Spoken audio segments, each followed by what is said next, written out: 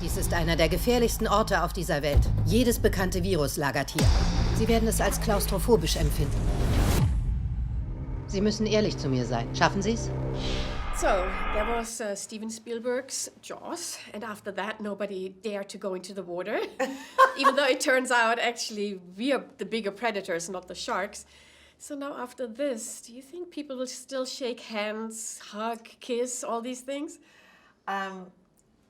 I hope people still shake hands and hug and kiss. I just hope that they all carry a hand sanitizer in their bags so that they can clean themselves afterwards. You know, human touch is important, and that's what's so frightening about this pathogen, is that it's passed through showing affection. Some of the strains is passed through just by breathing, but and sharing air. But I think that is, if you talk to any of these infectious disease specialists, they'll all tell you that most of them don't shake hands. They hip bump to say hello or elbow bump. Fist bumps, not so much anymore, because, and the other thing they don't do is touch their face. Okay, well, I touch my face all the time. Everyone does. I mean, I'm so aware of it now, unfortunately, but we all do. How much did you know about the 1989 outbreak in Washington? Nothing. I knew nothing. That's why I was so shocked when I read the script, and then I went and bought the book. I mean, in 1989, I was graduating from college. Life was, you know, I didn't read things like that in the New York Times, or I didn't care about it. It wasn't interesting to me. And so I read the script, and I think Topher Grace said it the best, which was, it's a real thriller until you realize it's true, and then it becomes a horror story. Mm-hmm. Speaking of, it becomes true, because it's not a matter of if, it's a matter of when.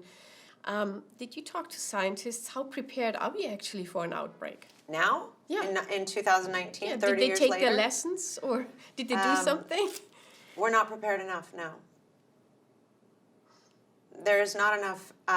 We've definitely made strides. Mm-hmm. There is a vaccine for Ebola, but Ebola Zaire, there's so many different strains of Ebola, and the thing about Ebola is what Liam Cunningham's character says, which is it retreats back. It goes somewhere. We don't know where. What's so frightening about it is you can't see it. It's the ultimate villain. And it will retreat back, and it builds on itself. It feeds on itself and becomes something different. So even though you can have a vaccine now for Ebola, it may come back as a different strain, a different form. And so it's constantly evolving and it's constantly changing. Mm-hmm. And that's what's so frightening about it.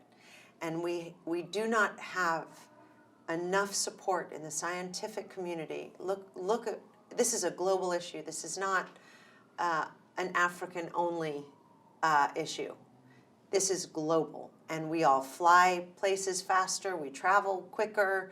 People are picking things up here, there, and everywhere. This is a world issue, a human issue, and we live in a country right now that doesn't believe in science. They are science deniers. Look at the climate. That anyone, I think, okay, so my son, when he was 2, broke his arm. And the second it snapped, we rushed him to the hospital. Why?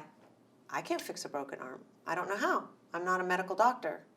We went to the hospital where they fixed his arm, and today, as an 11-year-old, he has no problem. Why anyone would think that they can know better than a scientist who is studied and schooled and has a degree, why we would have science deniers is mind-blowing to me. So I was hoping that being part of this, and because it's National Geographic, they are so conscientious of what they put out and what they're showing the world, that we could shine a spotlight on something that doesn't get enough attention and that could potentially wipe out cities in an hour. Es ist Ebola. Es lernt. Es entwickelt sich. Es vernichtet uns alle, wenn wir es nicht aufhalten. Sie werden uns doch alle umbringen! Ich will, dass meiner Familie nichts passiert.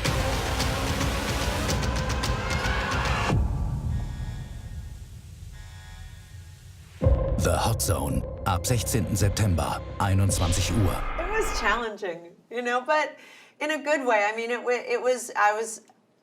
glad I did it, but I can tell you this, you couldn't pay me enough money in the world to get another hazmat suit.